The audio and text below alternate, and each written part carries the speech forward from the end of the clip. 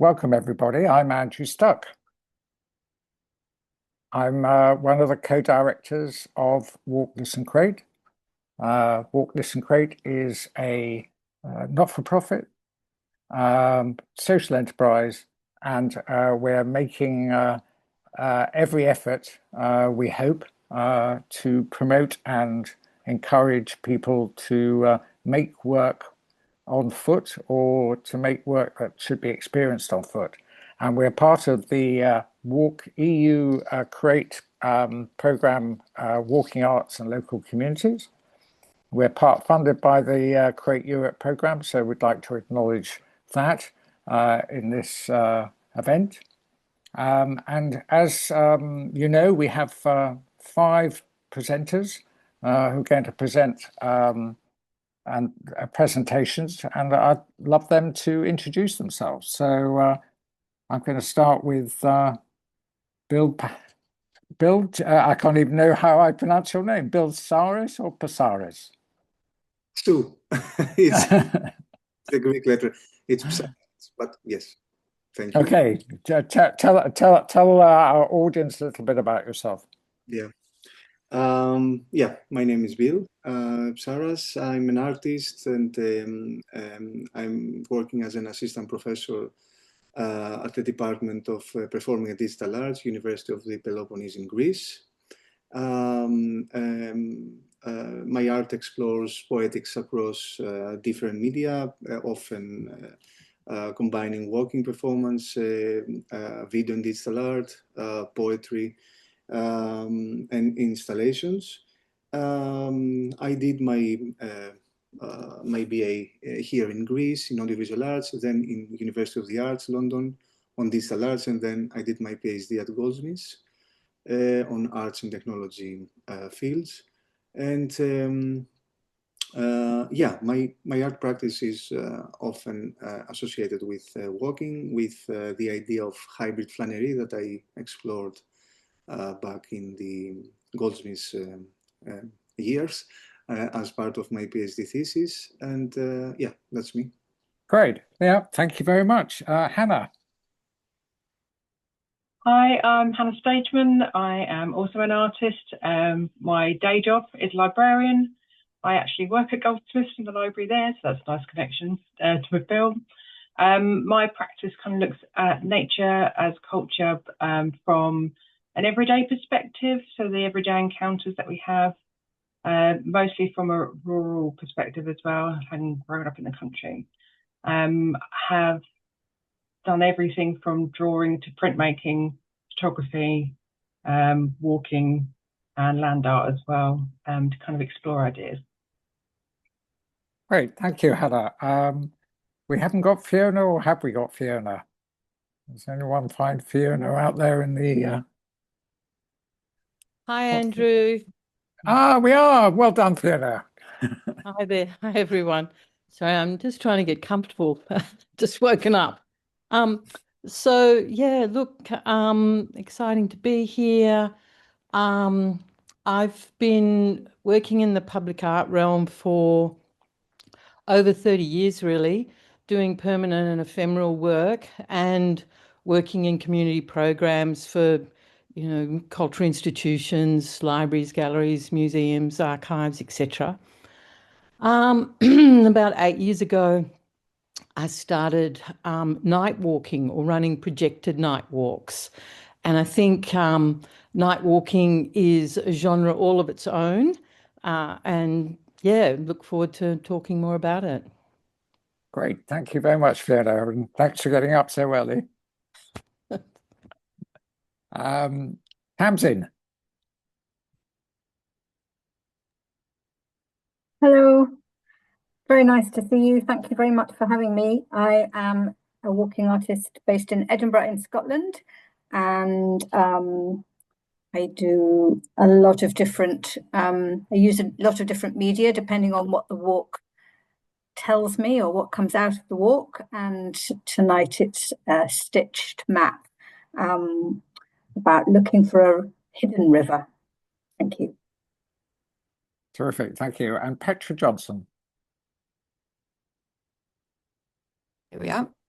Hello, I'm Petra, and thanks, Andrew, for organizing this. So I have been working as a walking artist. I've been doing walking projects since 2012. I did a PhD around walking with Oxford Brookes, and most recently, I have been walking on my own and have then archived these walks in videographic film versions, which I will share later. Thank you. Great, thank you very much. Okay, so this is all about, this event is all about documenting walking art through maps and mapping. So we're going to see what we can make happen. And the good news is Bill's going to start, and Bill's going to share his screen. There you go. All right, so I'm going to share the image of the artwork that I'm we can see that. Right, and I'm going to, where it is, play the file. All right. Hello all, I'm Bill Psarras. I'm an artist and assistant professor at the Department of Performing and Digital Arts at the University of the Peloponnese.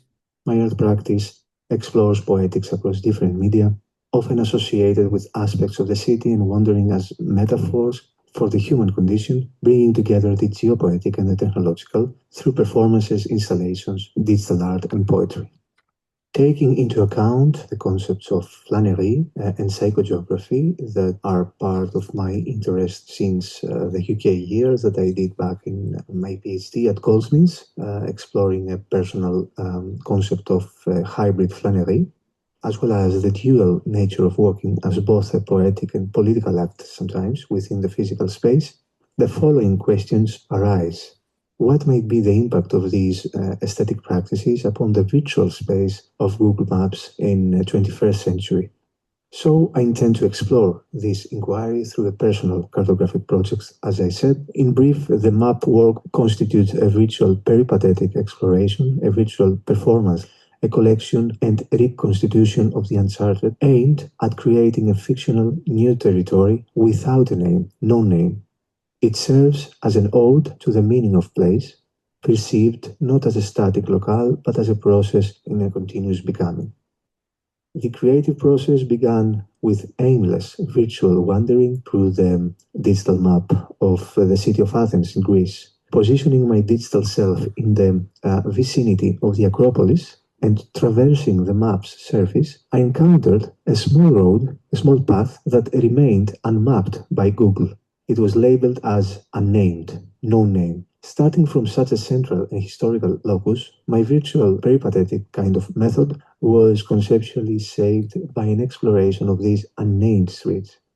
So this psychogeographic, in a way, derive in the virtual space of Google Maps led me through various regions of Athens, of Attica, and eventually across the Greek landscape, where I collected almost 120 photographs of uncharted sites, let's say, and unnamed roads.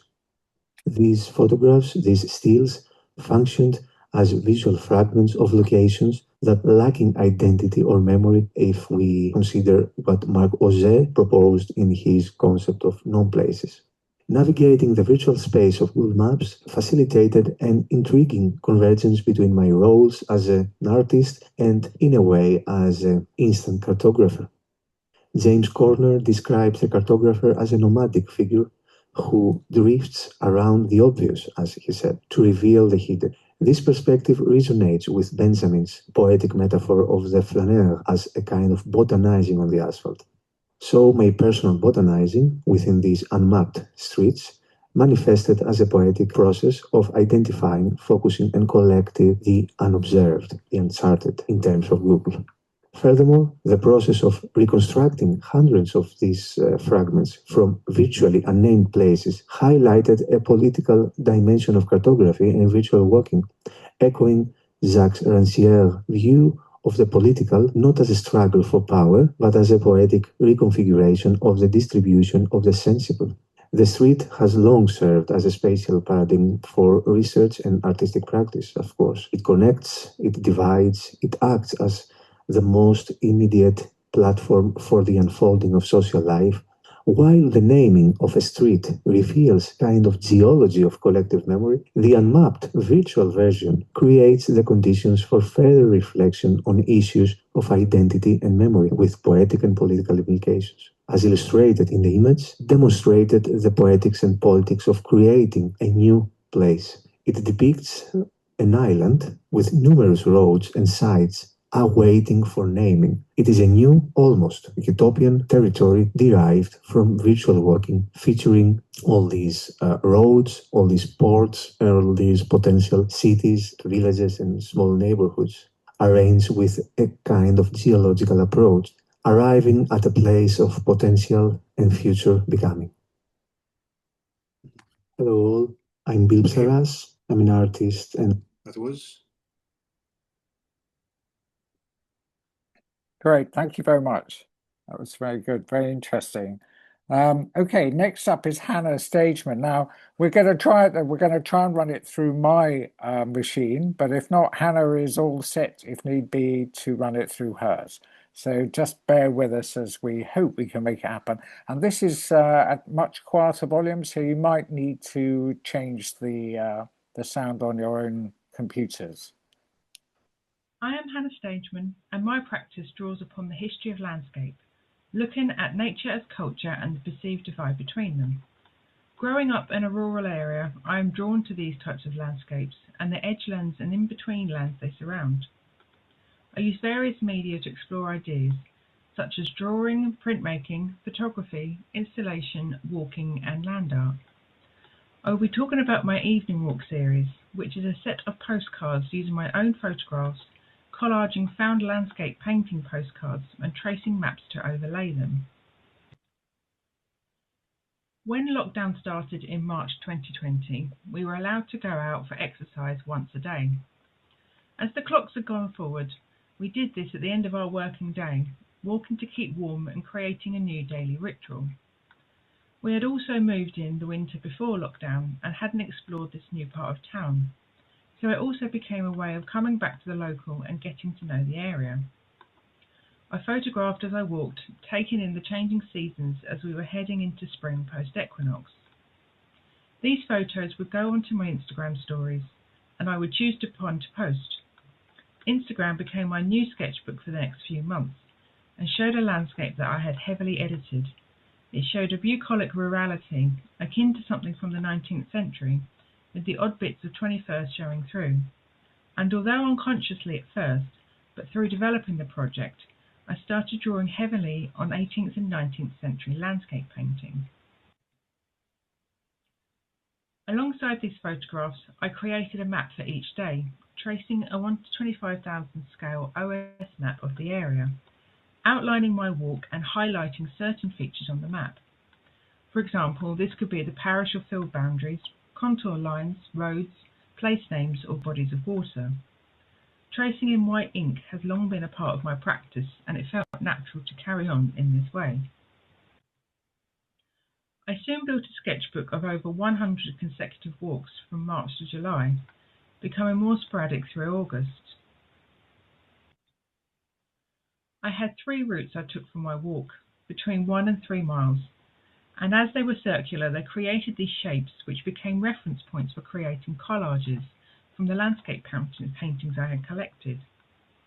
Being part of an online crit group led me to playing with the postcard format and a quote from Mark Coetzee writing on John Stegedecker, which felt very fitting. Since the invention of tourism, postcards have been used to construct a hyperreality of place, perfectly frozen in time. As status symbol, the tourist postcard declares the ultimate snub about place and non-place. I am here and you are not. This endeavour of exclusivity corrupts our basic human need to belong, and so creates a desire for us to visit that perfect place, a place so perfect that an artist's hand is needed to hand-tint the image to truly capture its otherworldliness. I find maps fascinating, a symbolic representation of the landscape, and as a map is not the territory, the imagery helps visualize the location. The map also grounded me in my new location and helped me explore the area, finding public footpaths I otherwise might not have found. Because of this, it felt integral to making the work and needed to be incorporated in some way. If I were to do this project again, I wouldn't shy away from the more suburban aspects of the landscape when photographing it. There are sections I never photographed because it was too residential, modern or mundane. But maybe that project would be a different type because I'm not sure it would be referencing 19th century landscape painting, but a form of English New topographics instead. That's great. Thank you very much, Hannah. Fantastic. And please start writing questions or comments or opinions or views or issues that you have in the chat, because we'll be going to you shortly. Now, similar with Fiona, I've got something to share with you. So we're going, fingers crossed, it's all going to work and won't be any panic. But first of all, I have to make sure I've got it ready on. Hello from Canberra on Ngunnawal country in Australia. Quick intro of me and the walking piece. I'm the founder of Local Genie, a feminist collective of artists leading projected night walks. We make site-responsive works and project them around the city on nocturnal adventures. Our collective content includes archival and contemporary cross-art stories about people, places and events, often left off the map. I've used a map of Canberra and animated it with a figurative symbol, a figure squashed in cubic form, shaped by the city. Canberra is a designed city synonymous with architecture and politics, and it's frequently described as lacking a heart and soul. I've long been fascinated by the shared metaphors of bodies and cities, their bypasses and their arterial roads. So this is a short play on taking a line for a walk, as Paul Clay would say, or more literally, on street walking itself. It's borrowing ideas from Cubist concepts of mobile perspectives and rotating planes depicting the circularity of time. Why choose a map to document your piece? Well, who doesn't love a map to a real or imagined place? Cities exist as a function of the circulation of people and the circulation of information. Probing the question, can we create a model of the city in which we, as dwellers, can influence its values and its forms? And I think this is one of the key questions why Local Genie is making social sculpture about our shared experience of place. So the process I've used to create the map is an iPad application called Tag Tool. It's really designed for live projection drawing, but it's a really good application perhaps for international communities, as you can join a network and draw collectively from different parts of the world. So it's a great tool to get drawings moving quickly. It's often used at music festivals for live drawing events in this way. So what are the plus points for having a map? Well, in projections, of course, light wraps around objects. And when you project onto cities, bouncing light off buildings, paths and park benches, the texture of the city comes through. Maps work particularly well in this way. They're contradictory as they depict ways to mobilize us, but they're often static. Like maps, stories can mobilize us, and like maps, they change. So what would I have done differently or improved on? Well, I'd make the drawings looser, perhaps more animated. I'd plan a colour map with a centre from which the gradations of colour proceed, playing with changing that maximum or minimum intensity. I'd also add a soundscape and cut the image to match. Great. Thank you, Fiona. That was terrific. Really good. Okay, next up is Tamsin. We're going to do the same trick. I go looking for it on my desktop and hopefully I find it. Hello. Thank you for inviting me to speak about my map, the Granton Burn. This walk began as a quest for a river I had read about but couldn't easily find, the Granton Burn. I wanted to discover where it began, where it ended, and how it connected places, industries, and beings, both human and other than. I am a Zen practitioner of walking, art, care, and movement, working within an environment that is always changing. I move through the world on foot. Through quiet attention and slow making, the unseen can become seen. I am also a shiatsu practitioner of 30 years. Shiatsu is part of Southeast Asian medicine and works with meridians, channels that flow through the body like underground rivers. These rivers cannot be seen with the human eye, but they can be felt through touch. Maps of these meridians have been passed down for generations, dating back as far as the Chinese Shang dynasty. In some ways, my search for the Granton Burn felt similar. Much of the burn now runs underground, and I have not yet found a contemporary map that shows its entire route. My work becomes a process of assembling a puzzle, gathering fragments of information from local people, books, and old maps to piece together the story of this hidden watercourse. At one point, I was asked to deliver a lecture for the Scottish Historic Buildings Trust based on Patrick Geddis's idea of the valley section and the Edinburgh coastline. If the burn began on a hill and ended at the sea, it seemed a perfect way to explore that relationship.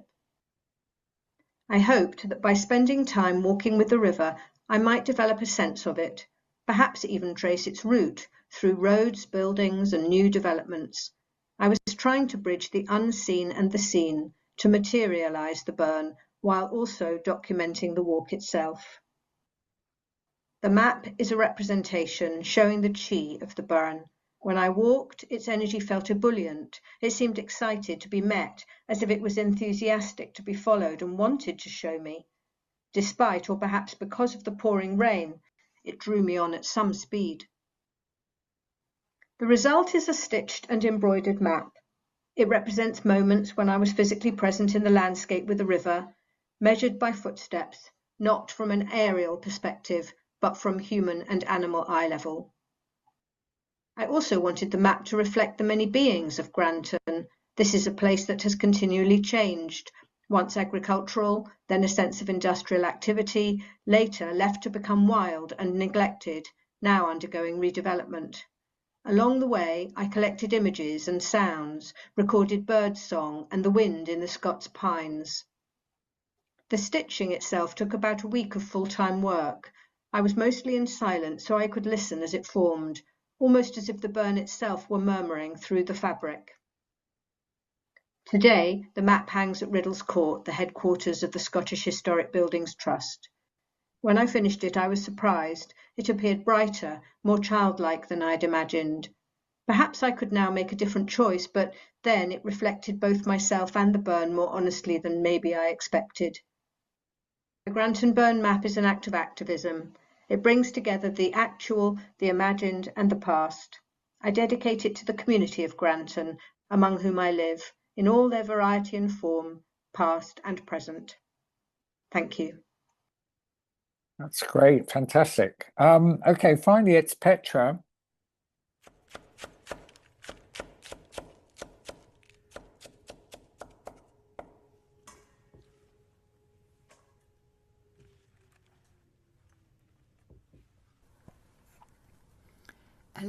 August 2019, where I first smelled plums, then cabbage. Last year, I now smell roses.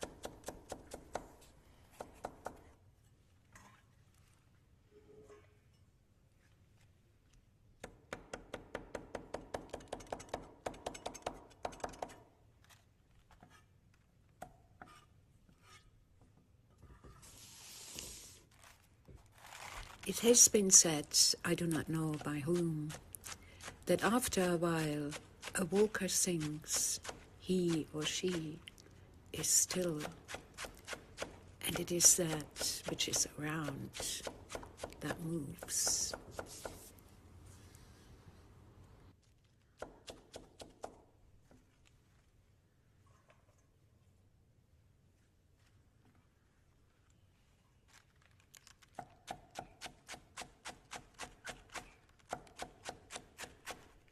你去哪里啊？没去哪里啊？没去哪里啊？没去哪里啊？没去哪里啊？没去哪里啊？你去哪里啊？没去哪里啊？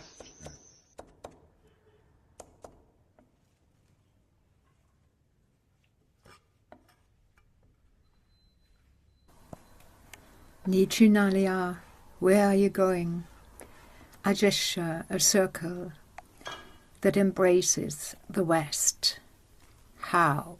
He raises his thumb in approval.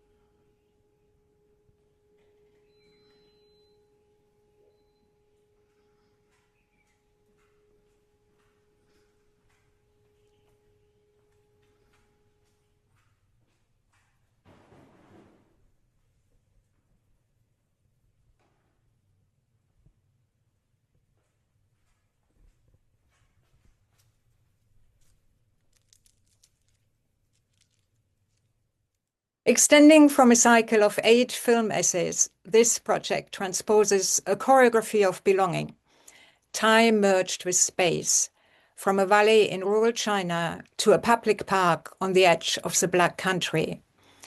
The films reflect on 2 years of walking in widening circles each solar term, circumambulating a valley where people work the sentient land. Each walk begins and ends with Hershey's food, moving from earth to hearth. I'm translating that choreography of belonging onto a site of leisure. The films blend lived reality with blind spots, whilst weaving spoken, handwritten, and typed language. Words float in stillness or drift with field recordings, while abstracted visuals are anchored to the rhythms of breathing, walking, and the seasons. These audiographic methods privilege the prosody of spoken sentences to affect the listening ear. My approach is indebted to a disappearing local tradition of singing to more than humans, as well as the works of Ben Spatz and Mao Shenyu. In the UK, I expand on the founding purpose of a park as a mingling space for people from different backgrounds by including the more than human. The ultimate objective is to share the voice of our internalized biological time with intelligences that are not our own. Thank you. Great, thank you. So there we are. Those are the 5 presentations, and thank you very much for making all your efforts to put them together and then for me to mucking them up in the end. So not a very good effort on my part. But I hope everyone's got some idea of what we're talking about here and documenting walking art with maps. My kind of first question to you all to just get it going is, are you sold on analog, on paper maps, or are you all in the digital age? And how many of you are now working with digital maps and not working necessarily with paper maps? I think I do both. I start with just working by intuiting, which way to go, and then eventually I will use my phone, and then I go away from the phone again and do free drawing of the map I've walked, or of the route I've walked. Yeah. Yes, I go backwards and forwards from paper maps because I was doing such a lot of historical research. But mostly it's on the ground with my feet and speaking to people. The most information that I've got has come from conversations with local people telling me things like, oh, our building is out of order because the basement flooded, or we couldn't build on this land because it was too soggy, and it's close enough for me to suggest might that have been this river that I was looking for. So some digital work because of the National Library of Scotland having a very nice way of showing old maps and new maps side by side, but mostly paper and feet. You didn't resort to divining rods then, Tamsin? Well, divining is a word that I use all the time, but I just used, if you like, my internal fluids to connect with the fluids under the ground, rather than I've never been initiated into the divining, but it definitely felt like I was doing that just without the rods. Yeah, because that was a piece of work by Vicky Sweetlove and Amy Sharrocks, which was divining the hidden rivers of London. So And did they use divining rods? yes, they did. Yeah, Vicky Sweetlove is a diviner. Yeah, so with rods. Yeah. Fiona, you took yourself off mute, and Hannah's. So maybe the pair of you will have a go. Fiona, you first. So yes, like the other speakers, I'm going backwards and forwards between paper maps and digital maps. But yeah, I use a lot of archival collections as well because there's quite a lot of cultural institutions here in Canberra, and part of it is to try and expose those collections after dark, when those institutions are closed. But also I'm always mapping the sites where I will project. So, I use digital maps a lot to kind of go, oh yeah, that piece, sort of to curate or produce the walk. I suppose, again, a bit of both, but I'm more drawn towards paper maps. I do historical research with things like the National Library of Scotland, and other such. So I used to work at the British Library as well, so I used to have access to all their maps too. But I've also used my walks to map really long distance walks. About 10 years ago, I did a commission that was for the Epping Forest with the Centenary Way, and I used that to project on a wall the really higgledy-piggledy route we took through the forest. So yeah, I suppose a bit of both, but I would prefer a paper map any day. And Bill, do you have any comment? Yeah. I think I was thinking that I started back in an early age, loving maps and stuff and music, but then I studied for 1 year at the Department of Geology. So I started exploring physical geography and mapping in terms of making things by hand. And but when I studied arts and then started making artworks, the majority of my approaches are digital, and mostly through the use of GPS. And as for example, at one of my recent artworks that I divided the poem into the sea as two separate boxes accompanied by GPS. So I mapped the poem real time for 1 year in order not to map, in order not to have a manifestation of GPS, but to have it as a different kind of poetry, because I started exploring the term of media poetry and new media poetics. So yeah, the last 5-6 years I'm most on the digital aspect. Yeah. That's good. It's interesting. I mean, the other thing which I really love is the search for the unknown. And especially Bill and Tamsin were in search of the unknown, and Petra, yours too was to a certain extent as well. Is that something that is a driving force through your work full time, or is that not, you're always curious about the unknown, the unmapped, the lost territory, the white area on the atlas? For me, I would say yes. I don't think I set out to do that, but I've realised as I look back that almost everything I've done seems to be something to do with making manifest something which has been hidden or unseen or unrecognised. Or so I really identified with your unnamed roads, Bill, and and I think yeah. Me too. In this, at least in this part of artwork that I shown to you, to the unknown place, it was basically I was inspired by this idea of the unknown that in ancient Athens and but also in Rome as well, they had a statue to the unknown, to the unknown god. So I started exploring the idea of an unknown place, and that led me to the idea, of course, of Utopia and Thomas More.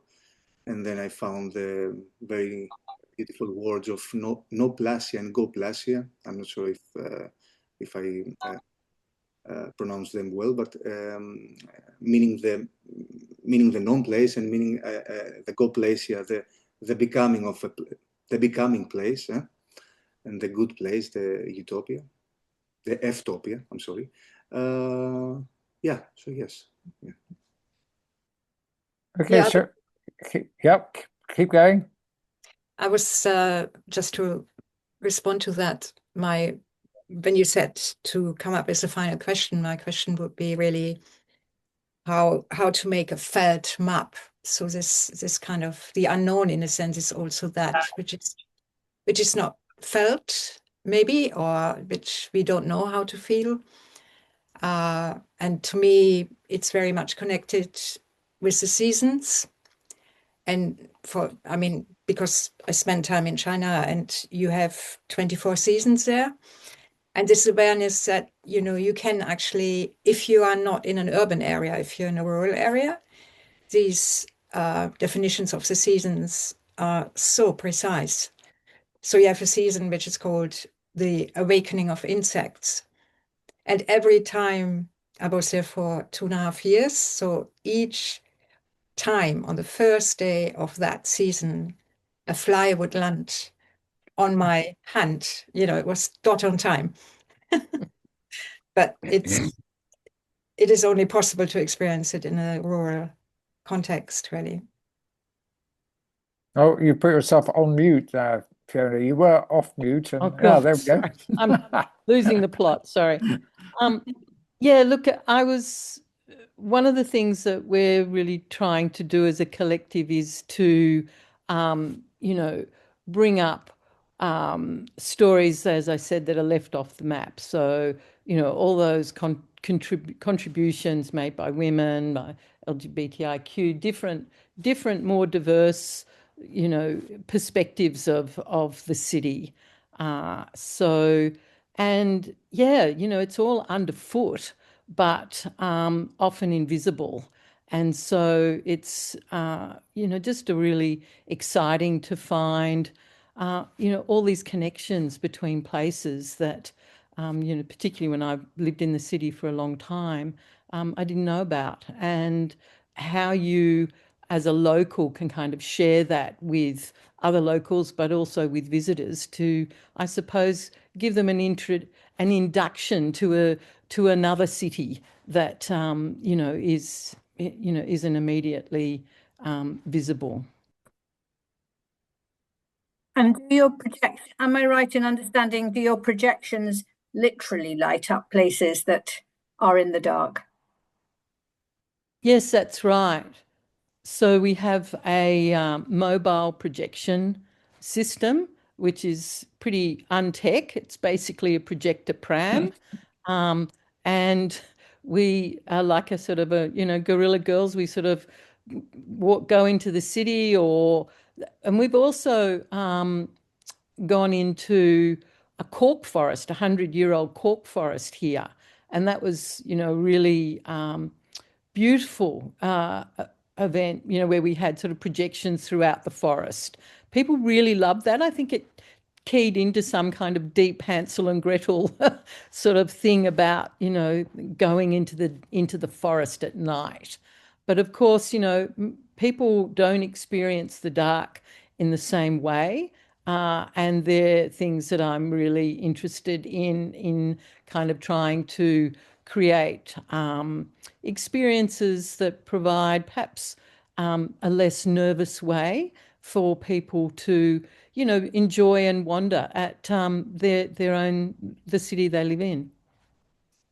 Well, one of the things I'm always kind of quite intrigued by is that planners and urban designers, of which I was once an urban designer, we used to have this acronym which spelt the word SLOAP, SLOAP, which was space left over after planning.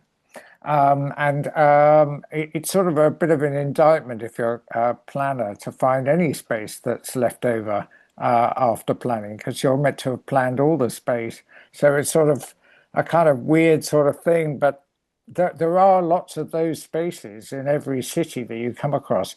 So I think Bill's search for the unknown streets and things, that you'd find plenty of unknown spaces. I don't know about unmapped or unplanned spaces in practically every city. I think that's a bit of human nature. But shall we have a look through people in the chat and see whether have we got some questions that people would like to ask? Ellen, I can answer that. The presentations are, cross my fingers. If I get my computer working again, then there will be videos from each of these events. The intention is, what we're hoping is that we can find an opportunity or two where we can actually exhibit the works and invite the artists to come in real life. At the moment, there's discussion with our Belgian partners in the WALC project to have an exhibition in September, to have a sort of map scramble type of event in Beveren in September. But at the moment it's still just talk, and it's going to be fairly lightweight kind of thing because there's not much budget and there's very little time for planning it. And so one of my intentions when I asked people to record a pre-recorded piece was so that we could have a video gallery, which would be quite easy to pitch as an exhibit. These bits of kit you can buy off the shelf for exhibiting maybe 10 or 20 videos at the same time, and people just press the screen and they watch one and listen to the artist talking about what they're doing. So that was my kind of thinking.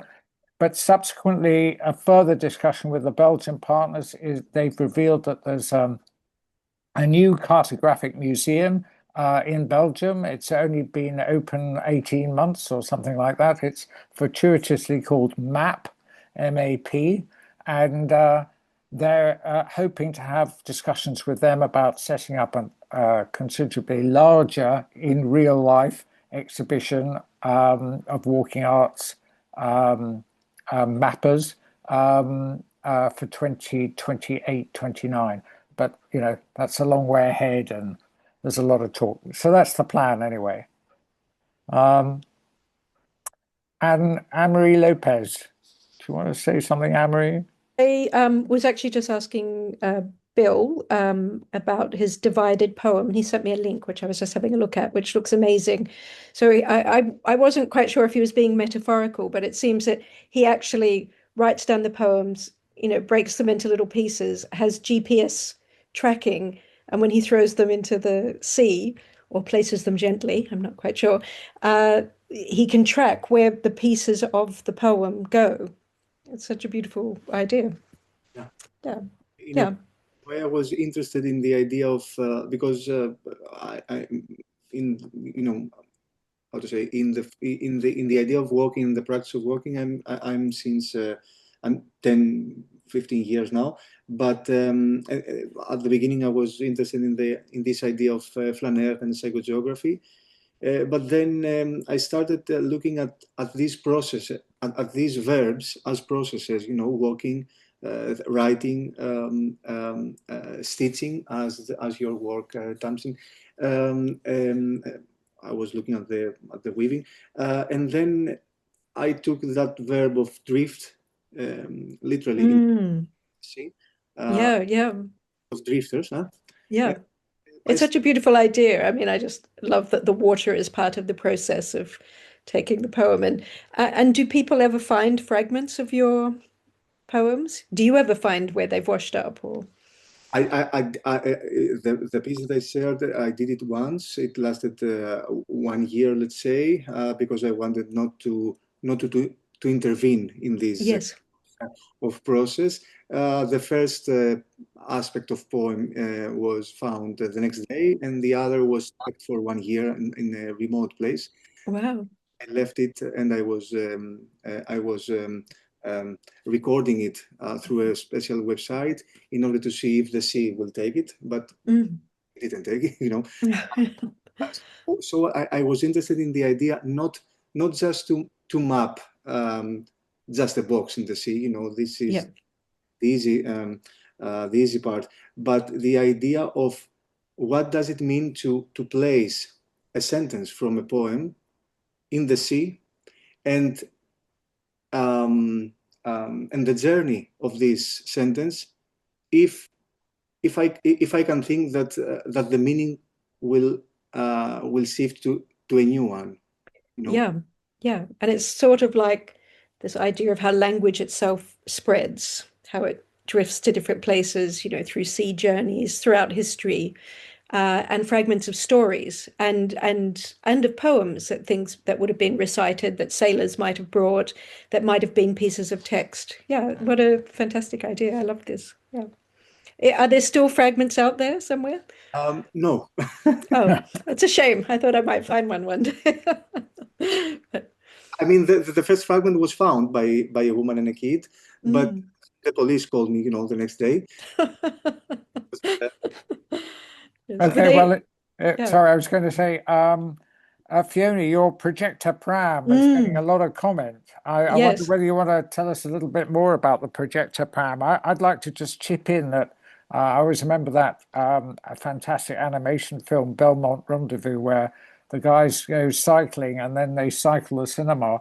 And then, of course, you know, literally within about 2 months of the film coming out, in London, we had about half a dozen different cycling cinemas. So DIY vibe and low cost projection. How do you get the power to the pram? Tell us a bit more about it.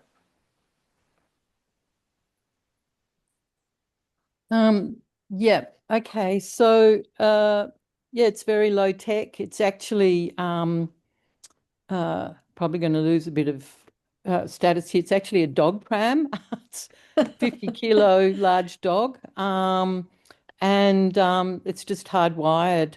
And I use the iPad, you know, to sort of run the content from all the different artists. So, you know, it's hard to give a perspective in this short period, but yeah, so there's, you know, poets and dancers and a whole range of cross arts people who provide content to local Genie, and then we kind of script that and you know, curate it through the walk. It's usually about a 90-minute walk. People can see show reels on the website, and I think that's in the profile.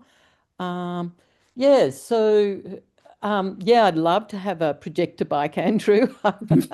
Would really like that. Yeah, I think it's a really great way to present alternative histories and you know, alternative experiences of the city.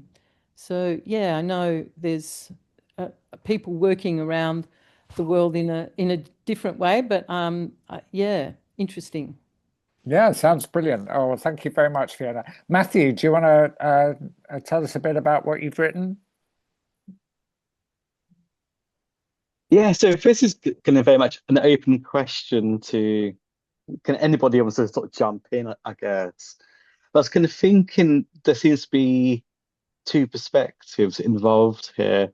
And mapping, for the most part, you think of a sort of top-down perspective, a kind of a God's eye view, which I think in some ways has now been kind of displaced by the surveillance satellite. And so there's a whole kind of politics and authority to do with mapping, which can become quite problematic and quite interesting to think about. And then we seem to have this this other mapping. I don't know if I'd call it a counter mapping, an alternative mapping, a different kind of way of imagining mapping entirely, and so the politics and maybe kind of the speakers could sort of jump in at some point and sort of say, this is a counter mapping. Oh no, it's not a counter mapping, it's an alternative mapping, and what that might mean for them. But the mapping, which is kind of a more embodied, more phenomenological, it's kind of feet on the ground. So I'm kind of interested in, I guess, I don't know if there's a tension between two forms of mapping coming from two different perspectives, or actually there's no tension whatsoever, and maybe that's actually ultimately what kind of mapping is. So it's a very kind of speculative kind of thought question, which I leave open to anybody to respond to, counter, correct, or kind of whatever. right. I'd be interested. Yeah, brilliant. That's a very good point. Tamsin, you've had your hand raised. It was actually before Matthew started speaking, so it may be for another answering to something else, but maybe you can talk to Matthew's comments as well. Yes, no, what I was going to bring up came out of what Bill was saying, and it relates to what Matthew was saying. So when I hear you talk about the sea, Bill, it feels like the sea is participating in the project, and that's what that's what I felt was happening when I was doing my walk. And I don't know whether it's counter or alternative mapping, Matthew. I don't know if I know the difference, but it relates to a question that was raised earlier in the week about allowing the land to tell its own narrative, or the water. And I think that I was seeking to find a map technique that allowed for the feeling of, or the energy of the land, the water, to come through in the map, rather than this flattening approach of seeing something from above. So yeah, I was just raising that, bringing in the other than human, and sort of expanding it into not just my voice, but the voice of the land itself. Do you want to respond back to that, Matthew, or not? Yeah, so I think that's kind of really interesting, and I kind of guess that kind of question about counter mapping versus alternative mapping, which I hadn't really kind of thought properly as a distinction, but I think I sort of want to say counter mapping may be a kind of a critical or even anti-mapping in some sense, which is going to sort of take the idea of mapping on board and say there's kind of huge problems with it, and why maybe an alternative mapping maybe perhaps less bad-tempered, I suppose, than the notion of counter mapping. So there's other ways we could imagine our relationship to the landscape and to place. So maybe alternative. Bad-tempered. I think it's true to say, definitely bad-tempered and definitely political. I mean, I was very specifically,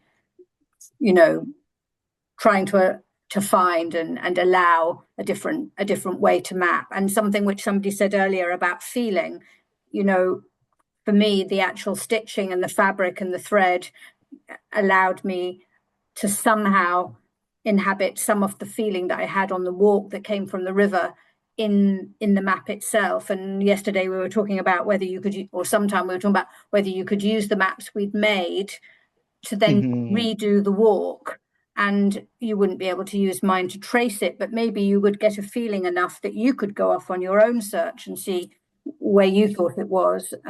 Yeah. But it's also a really interesting thing about kind of stitching, in which you sort of take very often a sharp pointy thing with a needle, and you kind of pierce the surface or something, and you go underneath. and come back, and so there's kind of a back and forth between a recto and a verso, upside and a kind of underneath there, which kind of has a both I suppose a reparative function. So you think of sort of stitching the body back together after injury, but also kind of appears in the body, and so there's a kind of a potential, not quite, maybe violence is too strong a word, but I think it kind of nicely conveys what you can speak about, of sort of trying to think about the politics of the land and our extractive relationship to it. I think, Matthew, I think you've got some really good points there. I mean, for me, I wonder whether it's a basic human instinct that we have to go out and map, or because when I had the privilege of interviewing a Nobel Prize winner once, whose specialism was looking at the hippocampus. And recently I interviewed Shane O'Mara, who wrote that book, I can't remember what it was called, but where he talks about walking and walking, is basic humanity, and how it and how we store memories and stories in our head are based about where we've encountered them when we've walked there. So I wonder whether it's a sort of basic human instinct that we want to go out there and map the territory and discover our stories there, etc. Kathleen Moore. Oh, hello, Far. Yeah, I just wanted to add. Yeah, please, Petra. So I feel, in a way, that also all the contribution are rehumanizing maps. In effect, I feel the conventional approach to mapping, the way we are experiencing it right now, is a complete dehumanization in many respects. But there is a wonderful distinction made by an anthropologist called Eric Mückler, who was in that same area where I used to live. And he made a distinction that when someone with a Western, education comes, we tend to territorialize. We look at a space in order to map it, as you were just saying. And whilst the local, so there is a ritualist, he uses the word auscultates, which is beautiful, which is a form of listening. So in medicine, it's when you listen through a stethoscope to the heart. So it's listening to something that is not audible, put it that way. But nevertheless, you maybe like Tamsin was saying, she could sense the water. If we put our attention to it, it may, be noticeable. And I think that's a very beautiful distinction between auscultation and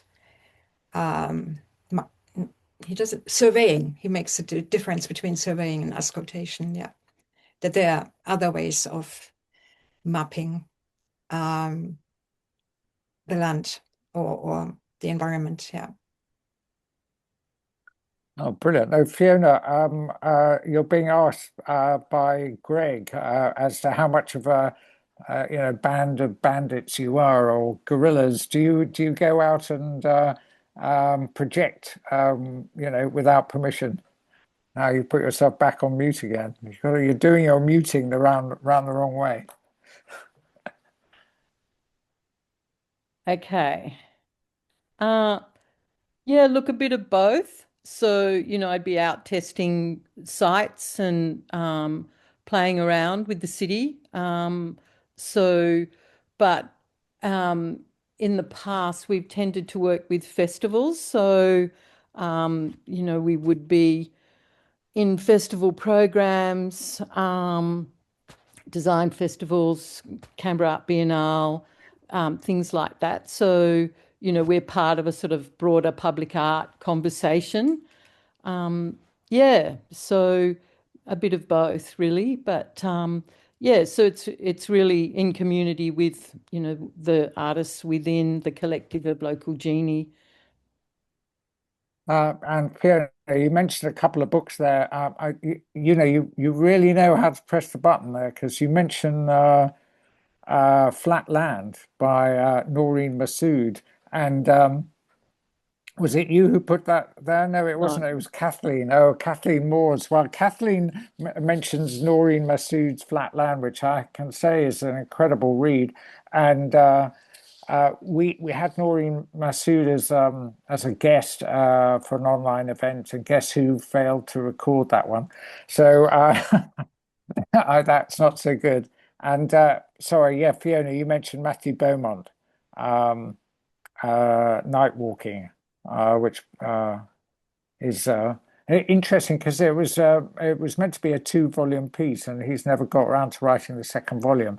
So he sort of wrote up to the time of Dickens, but not beyond. So it's kind of strange. It's a huge work, and it's extraordinary. I don't know if we could get him, Andrew, to, come and talk on the course, but yeah. It would be really, really great, because I do think night walking is, very much a political act and a counter mapping act, and more than half the population perhaps don't have the same spatial democratic access to cities, and that I think that's a global issue, and it's not much addressed, and it also brings up kind of issues of access within the art world as well. Yeah. Well, I have to say, Fiona, we've actually had quite a few events on night walking, walking at night. So I can send you some links, and you can see them on the Walk, Listen, Create website. So, but thank you, thank you for bringing that up. And I saw Matthew not that long ago. He remembered me, which was good news, because when I interviewed him for Talking Walking, we walked around Tavistock Square 17 times because there was nowhere else that was quiet. And we went a bit mad. 17 times in 45 minutes. I think it was a new, all-comers record for London, that was. But anyway, yeah, Tamsin. Pitch on some app where you ended up with a great, very nice. I've done a few of those actually, where you sort of walk backwards to keep the wind out of the microphone, and all sorts of different tricks. Okay, so quite a few people have said some nice things about the discussions for over the week. We're going to give the presenters the last word, but we've still got a few more minutes. So if there's another question you felt you haven't had a chance to voice an opinion or talk about your own work or something like that around documenting walking art with maps, get it in the chat straight away, or take your mic off and shout at me. Yeah, it is. What I've been doing very recently, I live in Bristol, so I'm not far from the Cotswold Hills, and I'm a ceramicist. That's my practice. And what I've been doing, I've been exploring areas in the Cotswolds and looking at their geology, and actually digging wild clays from the areas where I walk and making ceramic objects. And then what I tend to do then, I use maps, historical maps, to go back in time. So the land I'm just looking at and making things from is telling me a story. And that's been really interesting, because I found that the clay I've been using is actually something called fuller's earth, which is something which was used by the local woolen industry in the Stroud Valleys to clean wool. And I've also found interesting place names as well, which are very indicative. Places like Black Ditch and Clay Coombe, and lots of quarries around the area. So it's given me a lot of information. Maps have given me a great deal of information going back in time as to what happened and when, and why the landscape is the shape it is. So I've got a very keen. I also use GIS as well, but that's another thing. But I've found historical maps, even going back 10 years at a time. You can see a lot of these maps online. Gives a really good unfolding of history as you go back in time. So yeah, but I must admit, I found all of the conversations over these 3 days really interesting, and the sheer spread of people's experiences of how they use maps or how they make maps has been really enlightening. So thanks to everyone. Shall we go in reverse order like we did last night? Petra, would you like to start? Have the last word? I think I'll just repeat that question of how to make a felt map. All right. Tamsin, you're a stitcher. You probably know quite a lot about felt. So Yes, well, I'm a very tactile person, obviously. So yes, I like that question. Thank you. Yeah, thank you very much for everybody listening, and thank you so much, Andrew, for your incredible hard work. I think the thing I'm going away with is that the mapping that we are doing, most of us over this 3 nights has been quite a different relationship between artists, map makers, and the subject that, which is usually involves the land. And I think just that whole different feel and relationship comes through in the different maps, and is quite a different thing from the old-fashioned territorial sort of map that we've been talking about. Thank you. brilliant. Thank you. Fiona. Yeah, thanks, Andrew. Yeah, I'd just like to reiterate, thanks to you, Andrew, and Gert and Fred and everyone involved in running the course, because it's it's really fantastic to be able to have global conversations like this. Yeah, so the little piece I made is something that I just knocked up using Tag Tool, because most of the time I'm doing a lot of producing and blue cattle dogging of content and trying to get historical collection material so you can show the city's past and present on site on those sites. So it's I'm trying to do more of my own work, and I'm finding Tag Tool an interesting tool for that, because you can animate things quite quickly.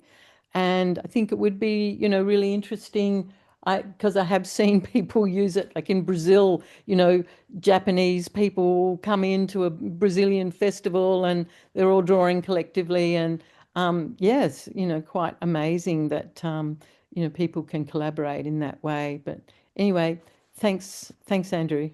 Okay, well, we'll give the Tag Tool a chance. We'll give it a go. Thank you very much for suggesting it. Hannah. I think I'm going to go and take away some ideas about felt maps, as in, kind of that feeling that they create rather than what you see. I think the idea of counter mapping and alternative mapping.